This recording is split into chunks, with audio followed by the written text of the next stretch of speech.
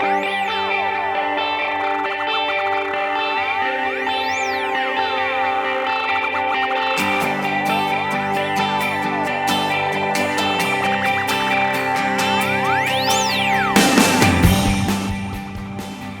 the Mayo Football Podcast. It is Hogan Cup Final week here in Claremorris, and the colours are flying high all around the town and, of course, all around St Colman's College. They're back in a Hogan Cup Final on St Patrick's Day for the first time since 1981. They're the only Mayo school to have ever won the Hogan Cup. They did it in 1977, and I'm delighted on this Sunday evening to be able to be sitting with three of the team that made history that famous day 48 years ago, and I'll let them introduce themselves. Eugene Macken, Claremorris, Hogan Cup winners 1977. Charlie Gilmartin, Kelchma GA Club, Hogan Cup winner in 1977. Padraic, Coyne, Milltown GA Club in Galway, Hogan Cup winner 1977. Lads, it's a pleasure. It's a pleasure to be here with you. Eugene was too modest to mention he was the captain. Charlie, when you hear those words again, Hogan Cup winner 1977, I'm sure you never get tired of hearing them, and I'm sure the memories come flooding back, particularly this week of all weeks. They do, and the word that struck in my memory there is Galway. Padraic saying Galway. It's very important for Padraic. But anyway, yes, it's a fantastic. It's kind of strange. We've been on a bit of a journey ourselves over the last few months because unfortunately Padraic Monaghan died. I might be going a bit ahead of myself here, but Padraic Monaghan died, who was one of our team, and we started a WhatsApp group to kind of organise for going to the funeral in Dublin. So because of that, we've been together and in touch with each other fairly often over the last while. We had a reunion in Kelchma with virtually everyone of the team were there, and we had a fantastic night. And the memories came back that night for sure. Potent and poignant, particularly in light of Padraic's death, who was such an integral part of that team. But it's kind of ironic, or it's fortuitous, that us reconnecting coincides with this 2025 team on their journey. Mm-hmm. And we've become really enthusiastic about it, which it probably wouldn't have happened only for the unfortunate circumstances of Padraic's death. God, it's amazing, Eugene, isn't it, the way hope and history, as Joe Biden said, rhyme, and the way life and football intertwine as well. And as Charlie said, so much has happened. So much in all of your lives has happened since that great day, the 24th of April, 1977. It must make you very proud to see Coleman's back in a Hogan Cup final and getting ready for the big match next Monday. Absolutely, Mike. It's a privilege to be part of this whole build-up.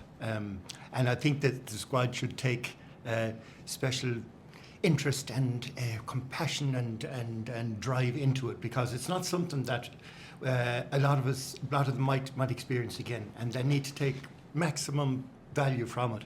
I mean, it's hard to believe it's 48 years really since we brought home the Hogan Cup. We've been at four semi-finals in the interim, and we were all hoping they would get through. But this bunch of players and squad have something extra, I think, in it. And remember, in 1981, we almost brought it back for the second time as well, and we were 2 points up going into injury time. John Finn's, the second cousin of mine, John Finn, actually captained the and we have a very good record in finals once we get there. You know, we had that match practically won, and as John Finn said in an article he wrote for the 75th anniversary of Coleman's a few years ago, it was one that got away, and it really was. So really, once we get to the final, there's only one team out there to beat, and I think with that commitment and the squad that's there, and they've improved as the season has gone on long, because early in the season they lost to Summerhill, fairly big margin, and I think that was a wake-up call. They realised what they needed to do.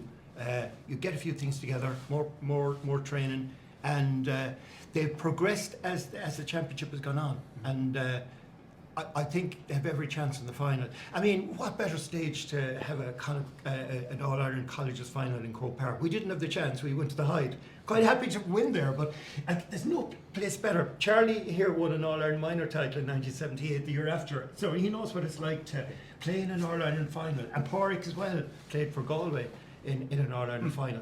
They know what it's like to actually play in it. So I think the players and squad should look forward to it, but keep things fairly routine and simple in the build-up to it, because there will be a lot of their young players, and they have to take that on board as well.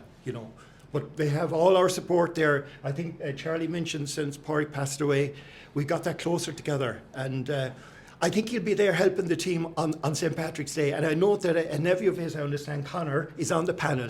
And if anyone can get us over the line, apart from the players and the panel on the day, I think Padraic can swing it for us. Oh, isn't it a lovely connection? Padraic, before we go back and talk a lot more about 1977, how have you enjoyed this journey, following this team? Because it was from humble beginnings, and I know I was talking to Owen Collins only about this a couple of weeks ago. At the beginning of the Connacht Championship, it didn't look like this Coleman's team were going to get to a Hogan Cup final, but slowly and surely they've built momentum.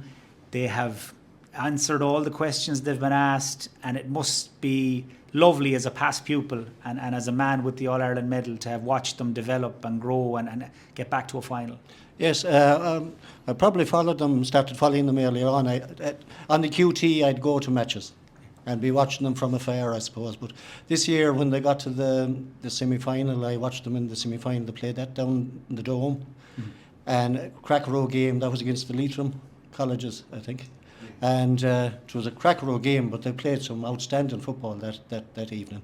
And as you said there, Mike, they had lost to Summerhill earlier on, but when we went to see them in the Connacht final, they were just awesome. Like, their backs were tight, their defence was great, midfield was great, forwards were superb, and anyone that came even in off the bench that in any of these days, they seemed to up the ante again. And then in the All-Ireland semi-final, I think, Charlie, we were looking at the programme that day up in Pearce's club, and we looked at the programme, and the opposition had scored 174 to 52 against or something. And, you'd sort of look at each other and say, well, look, they're not playing against the Coleman's defence, When they play against the Coleman's defence, they know well they're not going to get scores. And then it was great to see three backs coming forward to score 3 goals, 3 massive goals. Like, came up the field on overlaps, and the first guy in the first half, young Flanagan, I think it was, and the cornerback to score. I can imagine Charlie trying to score like in his day now, A different game. A different game, yeah. He'd be told, don't pass the 50-yard line.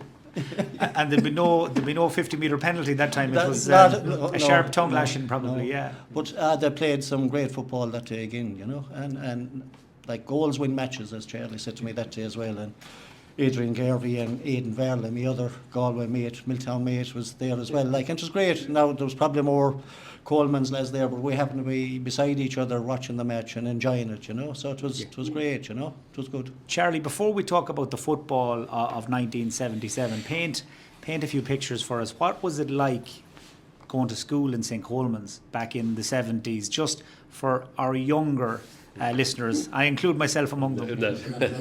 No.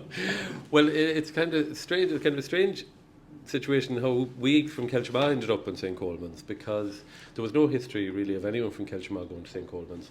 But in 1972, St Louis was still a convent, and there were moves trying to make it a co-ed school, and it actually went co-ed the year after we started. But Andrew McNicholas, who was on the team, and David, his twin, and Nathy Welch and myself, we got together and we decided that the 4 of us were going to the same school, and it had to be a football school, and that was that. We gave the ultimatum to our parents, and academics didn't come into it at all. So we went up to see St Colman's and Father Colleran, and he persuaded us that this was a good school to go to from football point of view. There was plans for a new pitch and a gym, and so we decided we'd go to St Colman's, and it was certainly the best decision for me, and I'm sure for the other 3 lads as well, because Coleman's was a great school. It was a really progressive school at that time.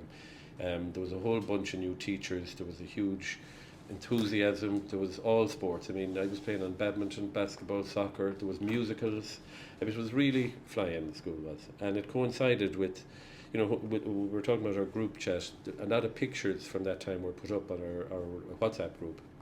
And there's a great picture of our juvenile team, which I had forgotten, and which, when I showed it to Eugene Macken just a few minutes ago, he had no memory of winning a Connacht title as a juvenile at all.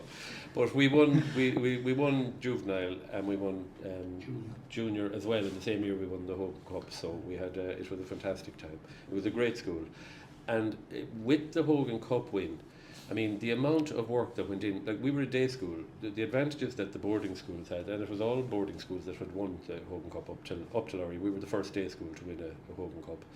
But the advantages they had were huge. But we were relying on all the teachers, and literally all the teachers in Coleman. They brought us home from training, because training under Father Newell was no joke, and it was fairly full on.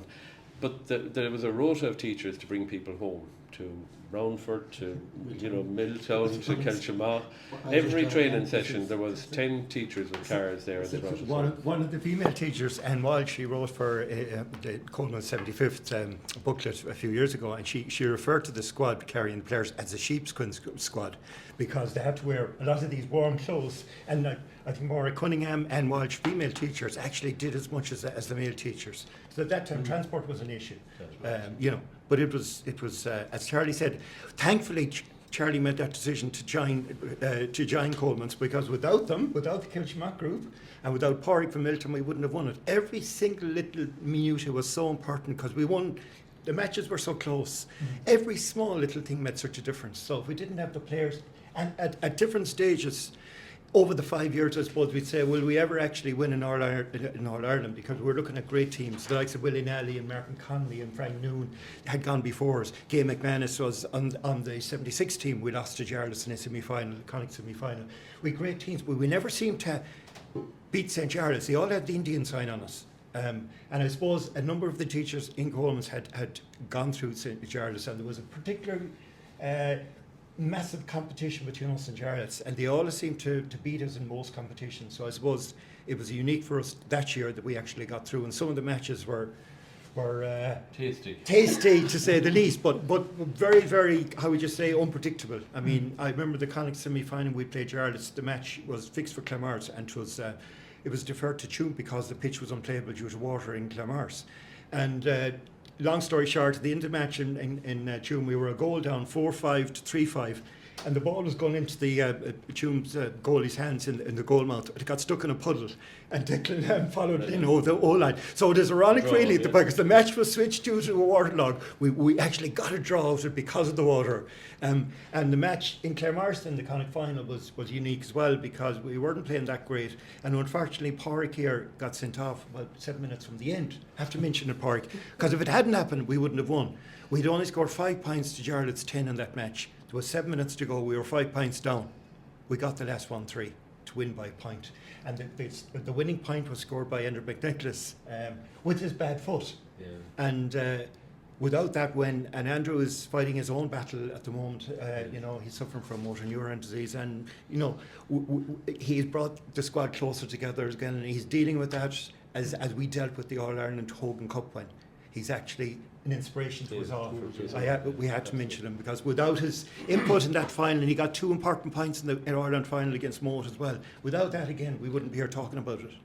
Yeah, and I know we're going to come back and talk a little bit about Andrew, Charlie, before we finish as well, because he's somebody that's in all your thoughts, obviously, at the moment. But I'm just trying to figure out, Padraic, the connection, because you were talking about it even before we turned on the microphone, how you getting sent off when Coleman's were 5 points down was the spark that lit the flame for the comeback. Can you explain to us how you being sent to the line changed the course of history? Oh. Yeah, well, I couldn't help if the Jarlath lad ran into me, and it was unfortunate. But, for him, I'd say. But I suppose, as Eugene said, there was so much thrown and frown about the Connacht final replay. Like, we actually went up to Claremorris pitch a couple of days before it and spiked it with forks to let the water go, because the pitch, Lord Mercy and the two priests are deceased now, Father Newell for Coleman's and Father Ollie Hughes, and Father Ollie wanted to switch it to Ballinrobe or to Hollymount or someone. He didn't want to get into Claremorris, to our home patch. But I remember one of our training sessions was spiking the pitch to let go water in the Claremorris pitch, which was done. And like the same in the replay, like it was just absolutely strong that day. But I suppose we were driven by inspiration. Like, we warmed up in Coleman's that day, but it was warmed up. You got warmed up, and we were instructed to go out. That's the ways we were to be playing. The words of Father Newell, I'm going to take a wild guess. Yeah, as I was being sent off that day, I met Father Newell coming along the sideline, and I said, oh, he's going to kill me. And in all fairness to the man, he put his arms around me, and the words, I'll never forget it, he said, Coyne, you'll never let me down. But tell me a little bit about Father Newell, Charlie, and just picking up on that story from Padraic. I will. Father Newell, I have to be careful about this because Father Newell, I realise some people may not have had the same experiences of Father Newell. I don't want to go saying too much, but anyone who went to Coleman's will know. But for me personally, and I would say for the team, I mean, we certainly wouldn't have come close to winning anything without Father Newell. I never came across a more driven man. I mean, the hill, I still get nightmares about that hill. You wouldn't know the hill in Coleman's. Anyone who ever played for Coleman's will know the hill because we were training up and down the hill non-stop, it seemed to be. And I don't know whether you remember, it was one time he told us we were useless and we weren't doing the work. And he actually challenged us to a run up that hill. And Father Newell had back surgery and everything, and I don't know what age he was at the time. And I'd say only 2 or 3 of us bet him. Well, I shouldn't say of us, I certainly didn't beat him, but only 2 or 3 bet him up the hill. And I'd say he was in bed for 2 weeks afterwards. He had just unbelievable determination. But up the hill it wasn't just running up the hill. It was carrying someone up the hill. This wasn't just. This was the way it was done, and like you looked around to see could you find a small lad. I usually ended up with this search. You know, but like that's what was driven at the time. Like, and even the runs, I suppose, at the start of the year out the country. Do you know? That's right. In winter time, when the fields weren't playable, you see, we do the road running, and that was before the gym. Now, Father Lyons got the gym, but I think when we were about the junior cert, I think the gym came, so we could use that later on. But in the early years, you do the road run in December, January. But then when you get back into the field, you could have 6 inches of mud, and we used to dread the days Father Newell wouldn't bring out the bag of balls. That means we were running. And anyone that had lunch eaten, obviously before they went out, it wasn't staying down for very long. You didn't get much value. You could see the green clumps of grass on the sides of the hill later in the springtime as a result of what happened during the winter days. But it was. But I think that strenuous training, you see, always made. We were very, very strong finishers in matches, and I think that kind of fitness stood to us. And we always knew if we're anywhere near the team coming towards the end of a match, we always had that stamina, that endurance, that finishing power. And I think that brought out most of those matches. We were fitter than most of the teams, and we knew that ourselves. And Charlie mentioned earlier about the professional nature of the boarding schools at the time. They could train twice a day.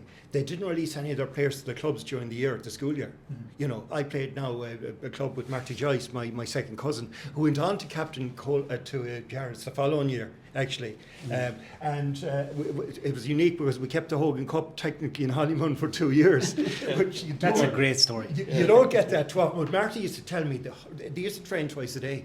They used to offer scholarships to players from around Mayo. The Meehan's all played with Charlotte. So we were fighting that, and we didn't complain about it at the time because there was no point. We just got down to it. But I think we had to train that extra hard to know to compete at that level, you know. And I'm reading here, you have a record, lads, of the Road to Glory, as it's called. Beat Nathys in the first round by 2 points. Beat Summerhill in the second round. Beat Tuam CBS in the Connacht semi-final, and then it went on to the Connacht final that you mentioned, where he drew with Jarlath's 4-5 to 4-5 and won the replay by a point, 1-8 to 2-4. And I was going to ask you, Padraic, about the rivalry, because I was reading Jim Carney's piece in the Tuam Herald during the week. Charlie sent it on to me, talking about the 70s and the rivalry that developed between Coleman's and Jarlath's, and I think tasty was probably the word you used a few minutes ago. But you being a Milltown man and a Galway man, no better man to ask. I mean, it obviously was very keen, to put it mildly, back in the days when you were winning a Hogan Cup final in 77, they won it in 78, and the years either side of that. Well, I suppose I grew up with the likes of these Jarlath lads, Roberts, Birmingham and these fellas, and we'd won the minor the year before in 76 with Galway. Now, I'd played in goal that year, like in the following year I was full back with Coleman's, but you'd play against Jarlath's on a Sunday, but on a Tuesday, whether it was under 14 or under 16 or whatever, you were midfield with these guys the following Tuesday, and you were defending them. If someone came in to hit a rattle on them, like you wore the red jersey on a Sunday for Coleman's, but you wore the blue jersey for Milltown on a Tuesday, and like that's the way it was. But like you just got on with it, and like if I went out to play Jarlath the following day, to be the same thing, to be tough and hard, and that's what was expected at the time. And once the game was finished, you just got up and shook hands and continued on, you know. And it was good. It was good rivalry, you know, in a sense. And I remember turning down. Milltown were in an under-17 final, and we had training in Coleman's on St Paddy's Day, and we were to play an under-17 final, which was possibly not heard at the time in Galway, but Milltown, and Aidan Varley and myself had to forfeit it because the words were, you play that, you're not playing here. Yeah. But that's how it was. But we turned up and we went training, and the whistle was blown 4 times to start the game, to close it off at half time, to start the second half, and to finish the game. And there was a context to that game that Padraic's talking about on Patrick's Day. Between the semi-final and the final, Jack Macken, who is now deceased, a former Galway footballer and journalist, had written a scurrilous article in the Tuam Herald, I think, published, and it was absolutely shocking. Well, there was, there were tough battles with Jarlath. He basically made allegations that the Father Newell was training a crowd of kamikaze pilots down here who were out to assassinate these poor Jarlaths, innocent, nice footballers from Jarlath. It was really shocking. But I'll tell you, it didn't motivate us. And that day, I can clearly remember that match. I don't know, do you remember it? There was no whistle blown at all. It was hell for leather. Father Newell reffing it in inverted commas. But it certainly had the opposite effect than Jack Macken intended, because there was no way we were going to lose the replay. It just would not have been tolerated. It just wasn't going to happen. And I was going to ask you that. So you beat Jarlath in a Connacht final replay, and you've had the success coming through. There was one incident in Claremorris that we must refer to, because I think Anthony Varley would be disappointed. There was a line ball when we were making the comeback. Park had been sent off at this time. There was a contentious 50-50 line ball, but it turns out Anthony was on our squad, but he ended up doing 9 ball. And he gave us now, let's call it the contentious ball. We're saying if VAR existed, if VAR existed at the time, let's put it this way, I doubt we get the call. Yeah. So it was the first time VAR was ever used, but we used it Varley. So we got this, and small little things can make such a big difference. Yeah, that's Tony's contribution to your Connacht final win. Well, to be honest with you, without it, we would not have won either. And that's what I was going to say. Like, it's such fine margins. You win the replay by a point. You obviously, even in the first round, you haven't a whole lot to spare against Nathie's. You go to the All Ireland semi-final then, and you beat St Brendan's Killarney by a point as well. What was it like coming out of the Gaelic grounds in Limerick? Can you remember that evening, that day? You've beaten St Brendan's, you're in a Hogan Cup final. Did you feel at that stage like nothing is going to stop us, or what was the mood? I think we were well ahead that day. We were lucky to come out, but we were well ahead in that game, and they scored a few goals at the end. And the thing about they scored 3 goals. Tom Spillane was in that squad as well. But Cyril Hyland in goal actually made some great saves in that match. Ironically, even though we conceded 3 goals, we'd be, as Charlie said, we were fairly well ahead. But we seemed to. There was one match we weren't quite as strong at the end. But like going into a final against Moat, you see, we wouldn't have been that confident. Now, I'm not saying we were going as underdogs, but in our own minds. But seriously, Moat were reigning champions. They'd been in the final in 75. They won it in 76. 4 of their players were playing in their 4th All-Ireland final. 2 of them were playing for a senior inter-county team. O'Halloran had played 2 years with County Westmeath, and Vincent Henry was playing with Offaly. And he was also nominated. He was also the only student ever nominated as an All-Star award during that year. I'm getting the impression, lads, these are mature students. They were hairy under 16s. The final, we can talk about it again, but the following Sunday, Vincent played for Offaly against Wicklow in a Leinster first round senior championship match, and he scored 10 points. When he was John Boyle marked him on the day of thing. I don't think he got 2 balls that day. And I met Vincent later in 2003. We had a Hogan Cup reunion, and he was telling me the morning after he went into a school after the All-Ireland final loss, and Father Crimmin, their trainer, took the first class, and he took one look down at Vincent at the end of the room, didn't say one more, but he said if his facial expression could say any more, he couldn't. Because he hadn't played well in the final. That was after he'd scored the 10 points. No sentimentality there now. No. EBS, the Mortgage Masters, are proud partners of the Mayo Football Podcast. So whether you're at home or abroad, EBS in Castlebar is your one-stop shop for advice and information on mortgages. You can find them online or call into the office on Market Street in Castlebar. Can you remember, lads, the mood in the school and around the locality coming up to that Hogan Cup Final in '77? Was it any different than it has been here in Claremorris the last couple of weeks? Or I suppose stand out? It's still, I suppose, the same, you know, because you have that local clubs involved all the time, you know, and it's great. It brings a buzz to an area, and like a lot of these fellas, as Eugene said, or even Charlie, like you're playing against each other every other week at club level, but then you have to come together and form a unit after that, you know. And it's great, but getting back to my own sending off, if it was now, I'd say I'd only get a black card for 10 minutes. Charlie, the man beside you, I know in the Hogan Cup Final, you were right corner back and Padraic was full back, so you're well placed. Yeah. He won an All-Ireland minor medal in '76, as he mentioned, in goal. What was he like as a full back? What was he like as a man to line out beside? Padraic, in fairness to him, was a top-class footballer. He was just as solid as a rock, and nothing, you know, if you got past Padraic, you had a good day's work done. It was great comfort there, and Mick Welsh was on the other side, and Mick was the hardest man marker. He wouldn't let his man an inch away from him. So I was well protected. You had a fair unit. Yeah. Padraic, what was Charlie like as a wingman?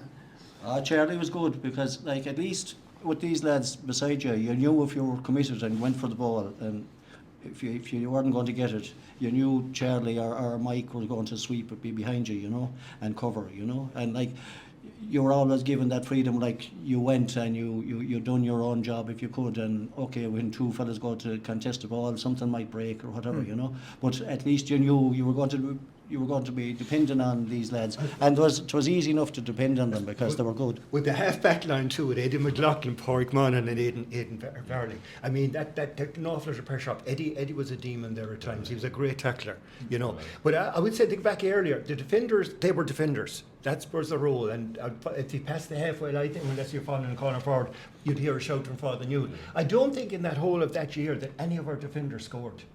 I don't think so. No. Either. You know, if you compare that to the semi-final, you know, with Coleman's, I think only one of the Coleman's forwards scored from playing the whole of that match. And to win by 6 points, you'd say, if someone said that to you before the match, you'd say, you need to take out a drug testing kit here, because that couldn't happen. Three defenders scored goals.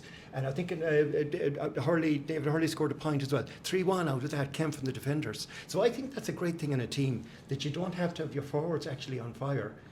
Your defenders can make up for it. Now, that might be a bit different in the final. You might have to get a bit more from the forwards in that line. But yeah, the game has changed so much. In case I forget, Padraic, as well, how did you end up playing in goal with the Galway Miners and full back with Coleman's, you know, literally a few months later?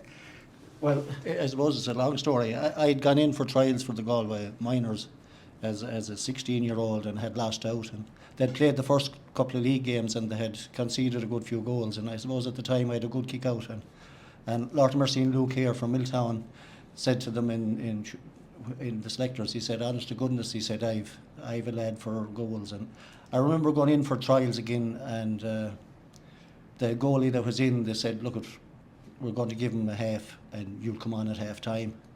And I was so good in the first half that I'd stop marbles the same day, you know. And 10 minutes into the second half, the goalie that was there, he threw off his jersey and walked, and the rest was history for me, you know.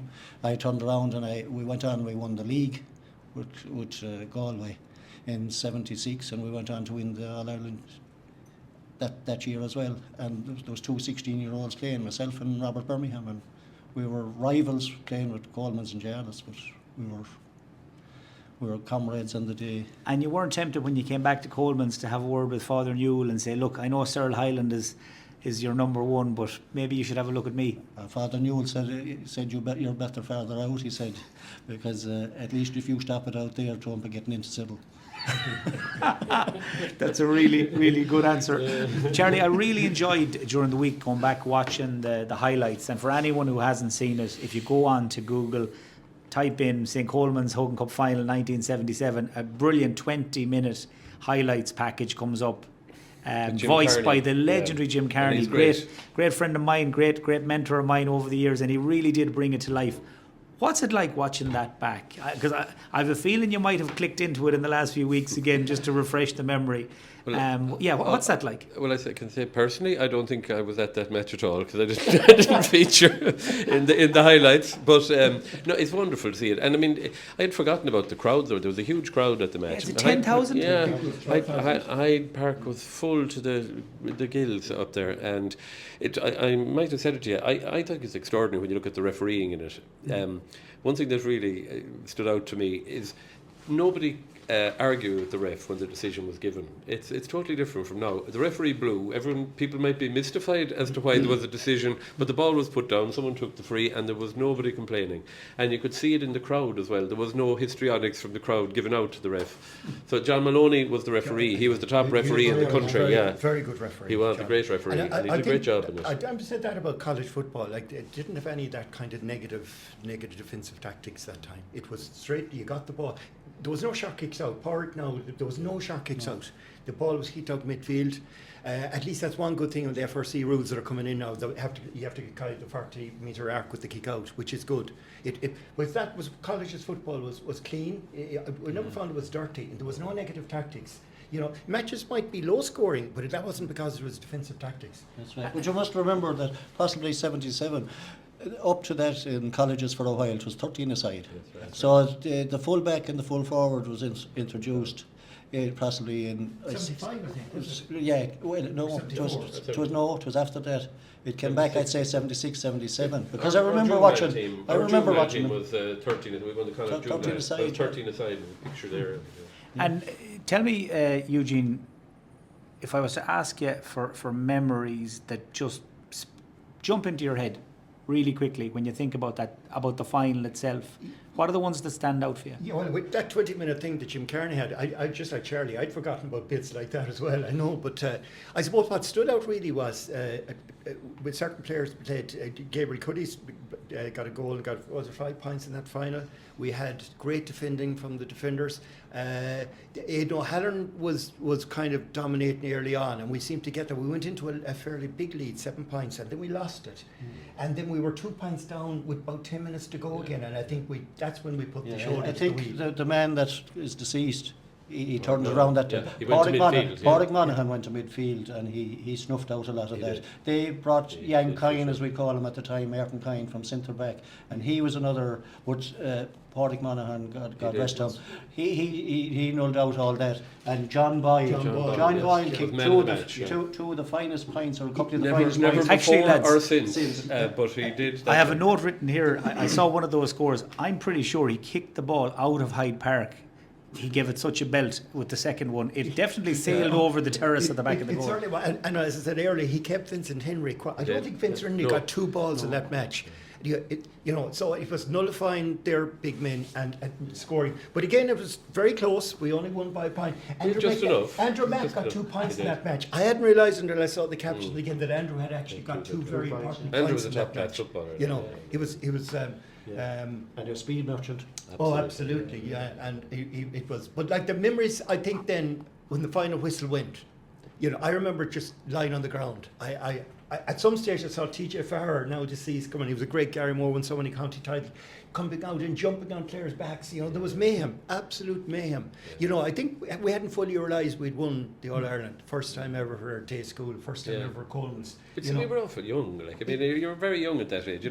You're only playing a match. You're playing the next match that's in front of you. Is that the way you remember? Well, it's certainly the way I was. It's all I ever wanted to do was play football, and if there was a match, that was the match. You had to win that match, and then you'd have another match. And it wasn't built up at home. You're playing in an All Ireland now, Charlie. My father was stone mad on football, but he never once said a word to me, good, bad, or indifferent, at a match. So I wouldn't be embarrassed about this lunatic shout like some parents were on the sideline. He never said a word, never shouted. I got nothing but encouragement from home for football. It was a what priority. though are your standout memories from that day of all days? Again, I just think it's getting to the final and winning it, and it just sense not so much of relief. our elation, it was just satisfaction. That's the way I felt after it. God, this is brilliant. Like, after all the effort, and you think of the hill, as I say, and everything that went into it, it was just a wonderful feeling afterwards. And as you say, everyone pouring onto the pitch, and it was just magic. And also the cavalcade afterwards, going around showing the cup to the injured clubs, that was something that stuck in our brain as well. And, something else. Also, we took great satisfaction ourselves, but I think we took even more satisfaction in we were representing the school, our teachers, our mentors. And remember, it wasn't just 1 year now. There was 5 and 6 years. Some of the we were 5 years. Some of them that repeated were there 6 years. And that was a commitment for 6 years. Like when you have a club team or a county team, it's just the 1 year commitment. This was a culmination of 5 and 6 years, intense work and dedication, and to do it with your classmates, because I think there was 9 or 10 of us that shared the same classroom for 5 years. So like you're really an extended family. Yeah. More so than any other team you'd ever play with. And also, but you must remember, I suppose, the majority of that team were on the 17. Yeah, that's right. It was. But even Eugene wasn't there. Like it was an under 19 competition, and like there was no. 17, there was 6 or 7 on that team were on the 17, and the rest were 18. There was no one really. There was no one really 19. So you were playing against these guys that were playing senior football for their counties and their clubs that were 19 years of age. We played Moat in the final, but the following morning Aidan O'Halloran took a job at the Bank of Ireland in Galway. The following morning didn't do his Leavenscert. Right? Well, I think he had it done 2 or 3 times before that. And his son played Connacht with Connacht full back for Tiernan for a number of years, retired last year. So I think if he hadn't taken that job at the Bank of Ireland, Tiernan wouldn't have played with Connacht. Lads, you really have taken me back. You've taken me back. And funny, there's 2 players that we haven't mentioned yet. And I have to say, when I was watching the highlights, they caught my eye, and I just thought they look like 2 lads that could play at the highest level nowadays, not to mind 50 odd years ago. And that was Adrian Garvey, the midfielder, the brilliant Mayo minor, kicked a few great scores, and James Kane from here in town. Adrian, I suppose, was a massive athlete. He was an athlete. He was running. I think he held the javelin for years, I'd say, in Connacht. Javelin throwing, and he was really an outstanding player, and no more than James. James was quite enough, but he got around a lot of work that was untold, and he done a lot of strong work like that was probably you wouldn't see it, I suppose, but he done a lot of Trojan work at centre forward for the college, and he might be a great scorer, but like. Once he opened it up for the likes of his presence, country. James had that presence about him. He was quiet, but he very, very efficient. And of course, Anthony did have that touch of class, like the brother JP that played with Mayo and won Ireland's under 21s. They had that degree of class. Still has it, by the way. He still doesn't look his age to anytime I see him. He does look like a man who still could do a job, all right, for Claremorris or for Coleman's. But like you mentioned, I'm sure when you're JP Kane's brother, it's a big shadow. JP was the poster boy for Mayo football, of course, at the time. Just again, going back to the final, Padraic, like what stands out for you from the game itself? You often find yourself asking players after All Irelands or after big matches, tell me about the turning points, or was there a period in the game where you felt maybe you took control of it, or you felt we were going to win this thing? Not really, because I suppose earlier on in the game we were leading, and then all of a sudden Moat got the upper hand and came back into the game and went 2 points up, and we had to come from behind. But it was like that. You just went out and you played, and you kept playing until the final whistle. And do you know what I mean? You left 110% on the pitch, and once you'd done that, you were quite satisfied, because, as Eugene and Charlie said earlier on, you'd already done it in training during the year, and you'd done the hard work during the year, and like, why leave it behind you now, Would that have been your mentality, that we've worked so hard with Father Newell and Tony Geraghty and on the hill, there's no way the other lads could have done that amount of work? Absolutely. And that, when you look at our last 4 games you read out there, it's a draw and 3 1-point wins. We did enough to win every game. It wasn't luck. It was, we took advantage of whatever opportunities came our way, and we never gave up. And that was what won us in All Ireland. I know everyone will have a different answer to this question, Eugene, but would you feel winning a Hogan Cup, and in your case captaining the team to win it, did it have much or a huge impact on your life subsequently? Did it change the course of your life, or was it just a football team you played on and then you went off and you did other things with your life? Yeah, well, I suppose we'd played with a club around the time as well, and I suppose in around the time, I suppose we won, I said, 2 county minor and 2 under-21s, each side of that success. So there was more than just Coleman's at the time. It was a goal, like 5 years we either won. We won 4 county titles in the club and an All-Ireland colleges title. So, but I suppose the fact that my name went in, I get a bit embarrassed sometimes, to be honest, because I'm often the name only mentioned with the 97. I do feel a bit embarrassed because the only reason I was selected for captain because I was playing with the team for 3 years in a row. It wasn't because I was the best player, far from it. And I didn't do much as captain other than getting the lads out for training during the winter and going around getting these second teams going. And you come up with all kinds of excuses. And there was lads that didn't play, maybe get mentioned in our squad. I think we had a squad of 27. The likes of Nathan Walsh and David McNicholas and all things were a bit hard done by because those are lads that got out in all kinds of weather to make up 15 against 15 during the winter, you know. But I suppose that role, but I do feel a bit embarrassed my name being mentioned when there's so many heroes on that team that, you know, they don't get the mention I got because my name is captain. So that's the one. I do feel embarrassed a bit about that. I'd have to ask you now, lads, what was he like as a captain? Don't ask. Eugene as the captain was the same as Eugene is all through his life. He didn't go do the histrionics were not part of Eugene's makeup, but he was very he was there all the time. He was always solid, and Eugene, despite what he says, Eugene was a really good footballer, so it was easy to see why he was picked. Well, I could see from the highlights of the final, even the athleticism and the power to break lines and to drive the team forward. We didn't have, if you just say on the team though, we didn't have any one out, like lots of teams have an outstanding player. We didn't have anyone like that in our team. We had 5 or 6 really good players and the rest were good. There was I remember in the Connacht final, I'll get back to it again, I remember it was Mark and Sean Luskin. Now Sean played with Mayo, subsequently Rennes.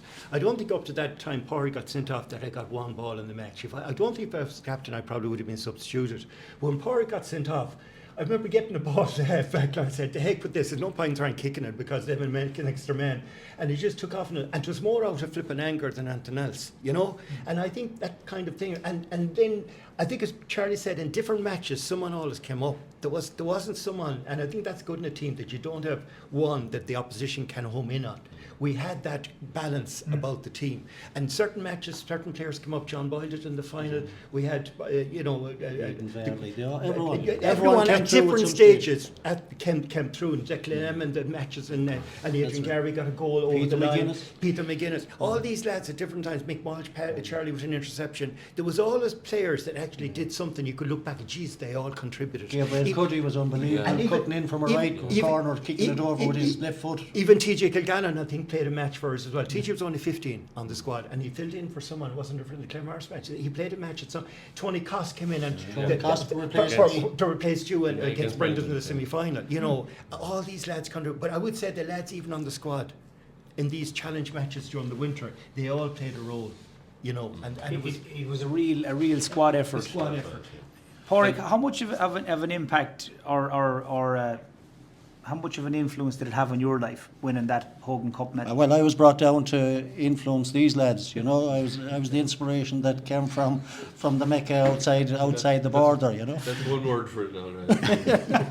Right? Would your life have been any different? Do you think if I don't know, Carmelite College Moat had come with a late goal to beat you, or if you'd been? I don't think so. Do you know what I mean? I at the time, no more than the rest of the lads, I just got up in the morning to play. Do you know what I mean? I was interested in playing football, and whether there was a match anywhere or it didn't make any difference. You just wanted to be playing, and like they're on about burnout now, but we used to train during the day and play an under 14 match in the evening, or an under 16 or an under 17 match, and you were playing 7 days a week, twice some days. I remember playing for Galway in a match when I played in a Gaelin match with Galway seniors earlier on the day, and I played for the under 21s in the evening, you know, and they're on about burnout. But I'm just thinking about how level-headed you all are, lads, and then the thought struck me, it's easy knowing there was no TikTok or Instagram where you could be posting about your exploits and reading about how great you were. It was a different world. There was barely a land phone line at the time, you know. I mean, we used to get a telegram from our uncles in America, and there'd be a swarm around the postman coming. That was the era we lived in, you see. Yeah. You know, with long hair as well. That's another thing. Yes, with hair. If you look at the hairstyles of the current Coleman squads, you know, compared to our time, we were allowed to have the long hair at that time. I don't think someone's got away with wearing headbands, but it was only the Galway lads. I don't think the fade was a thing. No. Charlie, you, because I asked you to, not because you bring it around with you regularly, you brought your medal, your winner's medal, and it's a beautiful memento. When you look at it there in the frame, and I think anybody would recognise it a mile away as being an All-Ireland winner's medal. It's got that distinctive design. What does it mean to you now all these years later? Well, it means winning in All-Ireland, or winning matches in St Colman's was everything for me, really. I mean, I got an enormous amount of confidence personally out of that. It's something that'll last you all your life, you know. And we were fortunate to win a minor All-Ireland the following Padraic the following year. And I mean, those are two things that literally gave me confidence to do anything. I mean, I was never, after that, I never really felt daunted by anything to this day. And I mean, I know I might be deluded in lots of ways with some of the things I do, but I don't lack confidence in anything I'm doing. And that came from the football? Absolutely, 100%. Every bit of that came from football, from, you know, being part of a group of people, contributing to it, and, you know, doing and being successful. There's no point in saying it. Winning is certainly very important, and that's what these lads the next day should. It is a wonderful achievement to get there, and it is a pity when a team loses. But when a team wins, there's a huge difference. It is. There really is. The old cliche, the winning isn't everything, but I often said it's about 97% of it.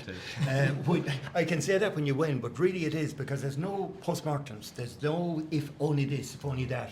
I know the squads get together that have lost, we know that, but there'll always be something missing, I feel, you know, and then the opportunity the lads that have the next day, that could change their lives forevermore.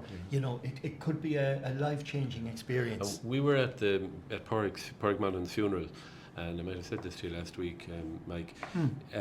There was a good few the UCG Sigerson team. Padraic Mannon captained UCG to a Sigerson final, and 5 or 6 of those lads had gone to Jarlath's and were on the team that we beat, and they were at the funeral, at Padraic's funeral in Dublin. And it was wonderful to be able to look them in the eye, and they were the ones. We are definitely in their heads. They are the ones that were looking away, and you could see it, and we could just stay looking at them, and there was no patronising. Sean was there that day, you know, the guy that went back to the Connacht final. But it was great that they actually came there and showed their actually solidarity with.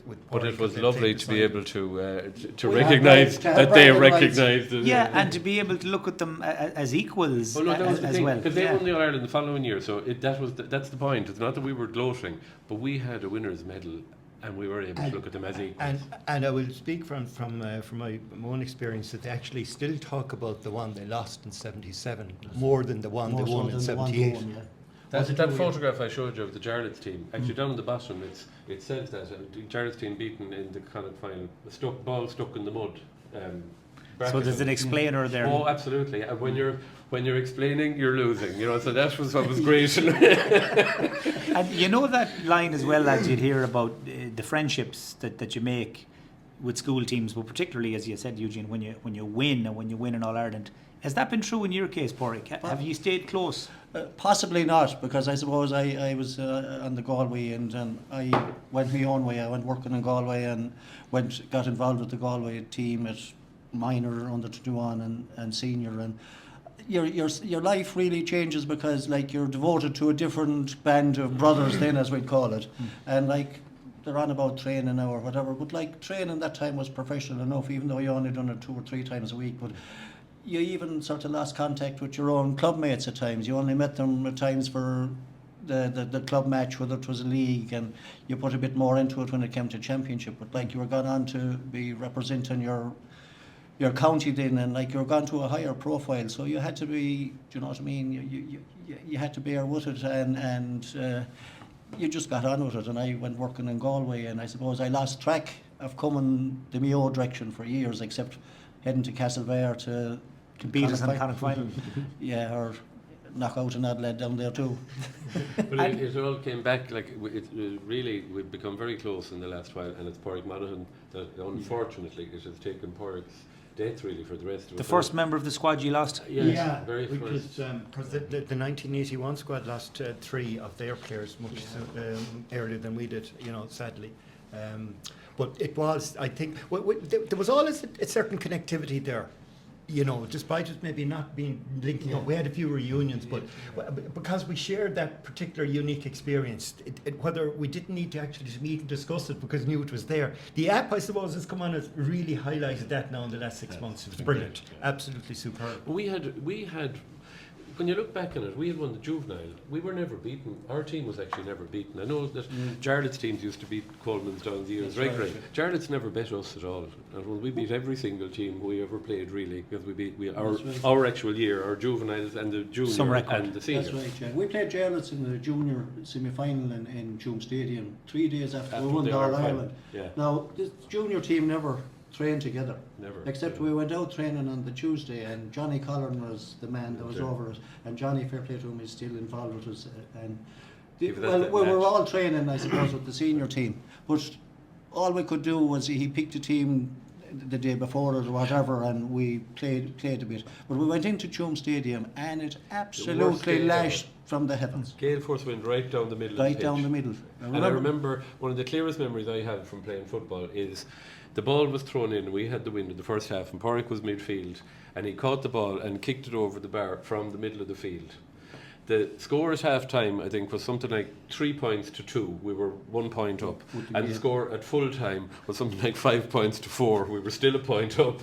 And I think that killed Jarlath's altogether. It was great. Actually, it was great going back into Jarlath's because you were brought back in for the meal. Which, it was done in time. Some of them got fed. That really sickened them, I'm going to ask an obvious question now. I think it's obvious anyway. Would winning the All-Ireland have been any less of a success for you if you hadn't beaten Jarlath's along the way? Would it have meant any less to you? Oh, well.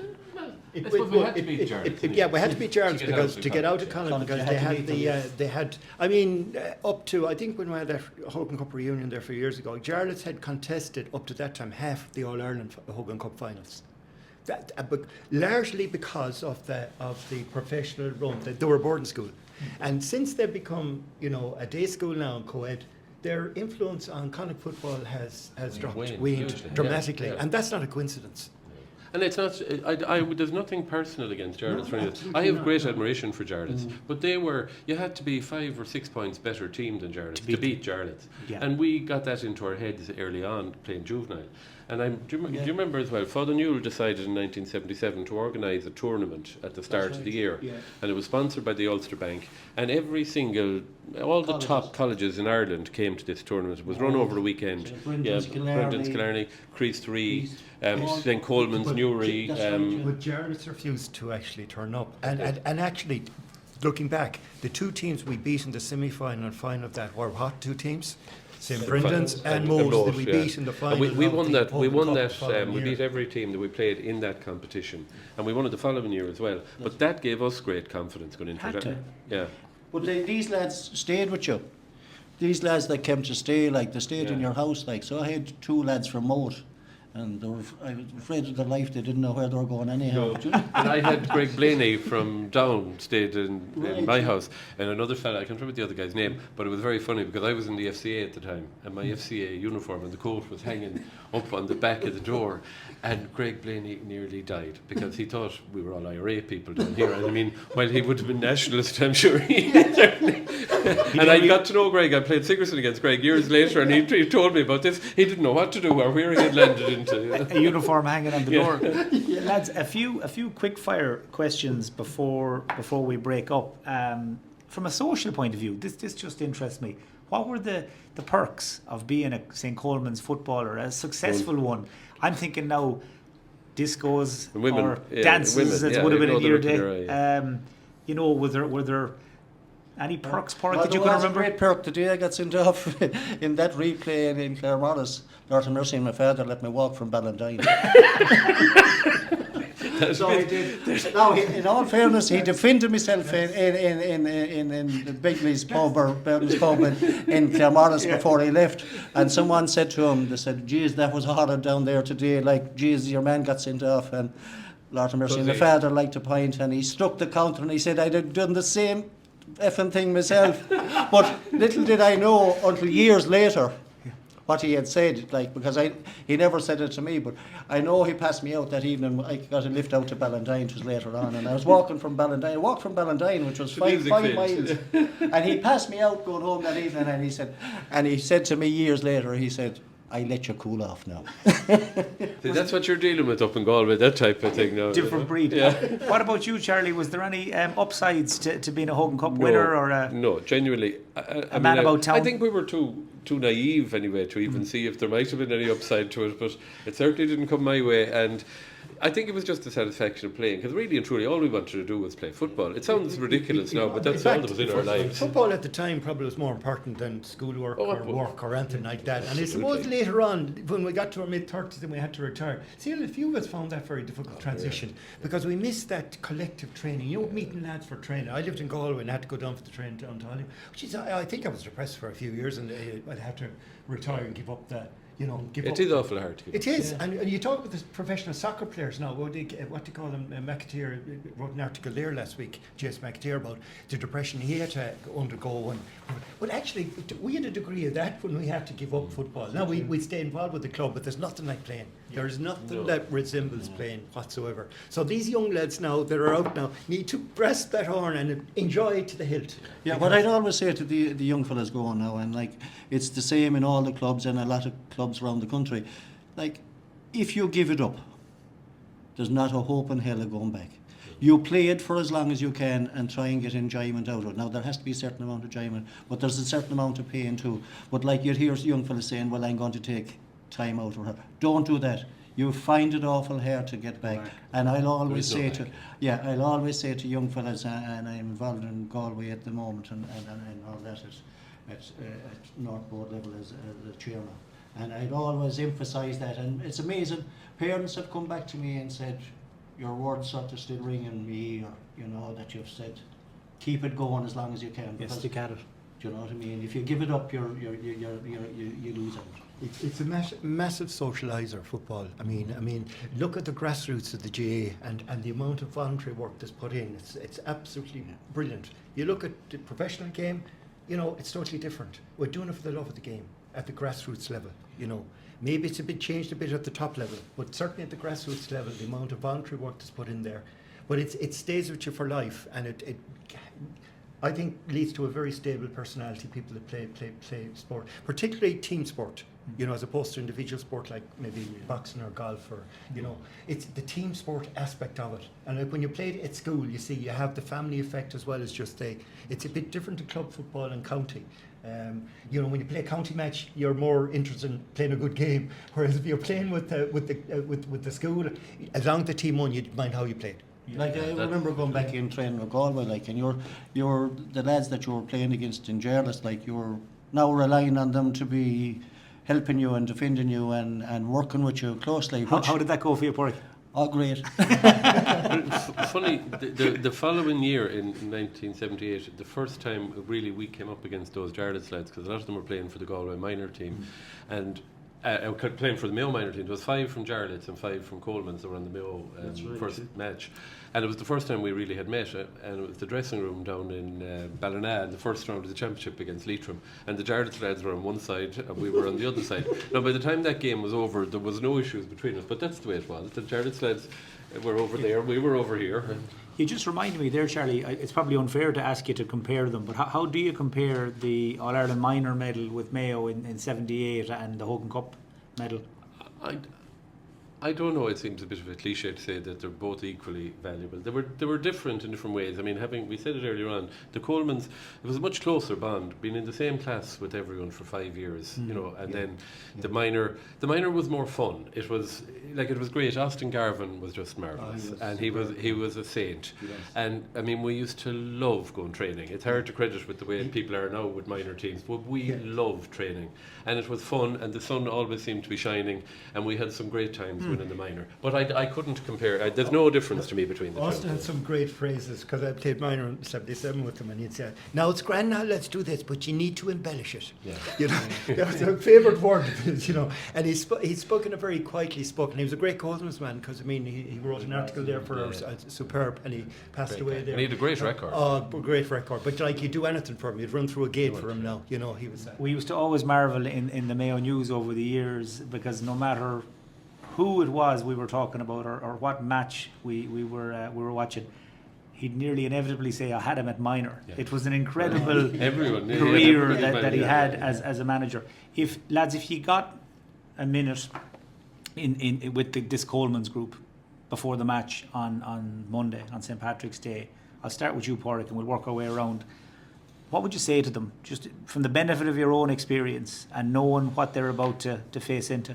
Well, I think this bunch, like, if they play with the determination and pride and comradeship, they work for each other, and let them do the same thing. And okay, like, it's a great achievement to get to Croke Park and get to play in Croke Park environment, but don't get lost in it either. Give it your all and leave everything abroad on the pitch. And at least when you come off the pitch, whether you win or lose or whatever it is, you can turn around and say, it's no good coming in and saying, well, I could have done a bit more. Don't ever say that. If you have to go down your legs and someone else has to replace you, give it your all for that length. And I think if they play, which they are as a unit, they'll take beating, and they shouldn't be afraid of any opposition. Well, I'd echo everything Padraic said. I've been very impressed with them. I've seen them playing in 3 games, and they have an amazing... I always think they're going to lose when it starts, when I look around at the size maybe of the other team. But the next thing, Coleman's break up at speed, passing, backing over, and the next thing the ball is in the back of the net. That is a wonderful attribute for any team. And I think I said it to you, Padraic, any team that gets 2 goals, they'll win 90% of matches. Coleman's have an ability to get goals. They don't need to be afraid of St Pat's Mahara. I think, as Padraic said, don't come back with any regrets. You just, if everyone on that team can come back and say we did our best, then that's all you can do. I mean, the result will take care of itself. I've no doubt if everyone on the team does their best, they will come home with the Hogan Cup, and we'll all be delighted.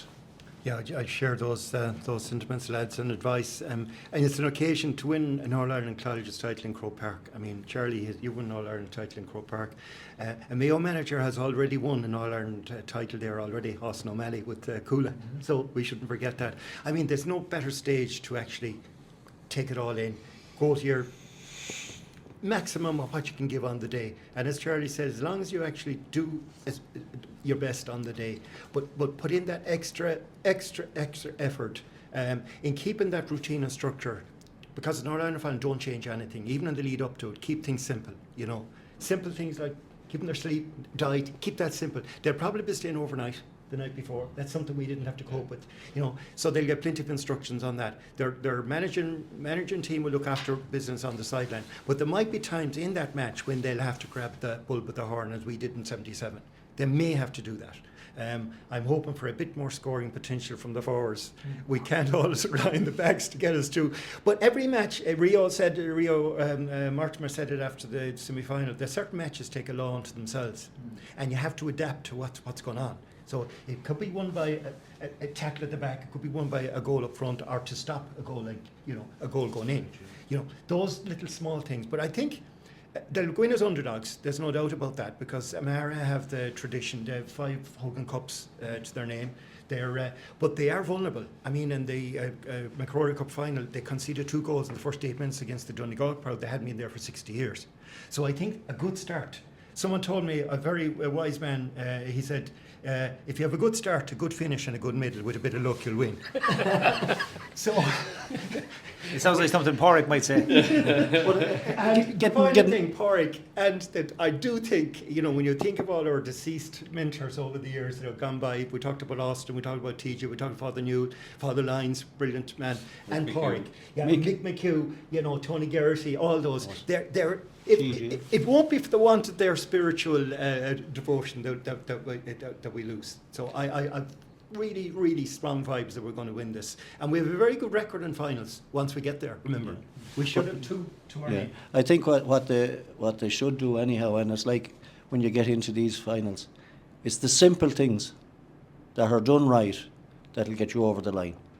And instead of doing the heroics around, normally these finals, it's someone that's doing the simple things right, and all these backs like are doing the simple things right all along. So let them not change now, you know. So good luck to them, and I think if they give it their 110%, Coleman's will be victorious on Monday. Lads, it's been an absolute pleasure. 1 o'clock on St Patrick's Day in Croke Park, St Colman's College bidding to win the Hogan Cup for the second time, beaten finalists in 81. They've waited a long, long time to get back there. Charlie, I'll leave the last word to you. Would you change anything about I was going to say the summer of 77, maybe that's what I mean, the year of 77. Would you change anything if you could go back for one more spin? Oh no, how could you change anything? We won the Hogan Cup. Maybe sally up the field and get a point in the final? Well, no, at that time it wasn't allowed. You weren't allowed to do it. If you kept your man scoreless, you had done a good job. That was it. And I think everyone did their own job on that day. No, it was a wonderful time for all of us taking part. And I really hope that these lads from 2025 can have the same feelings we had coming back off the pitch on that day. Lads, we should do this more often. Padraic Coyne, Charlie Gilmartin and Eugene Macken, thank you so much for joining me on the Mayo Football Podcast.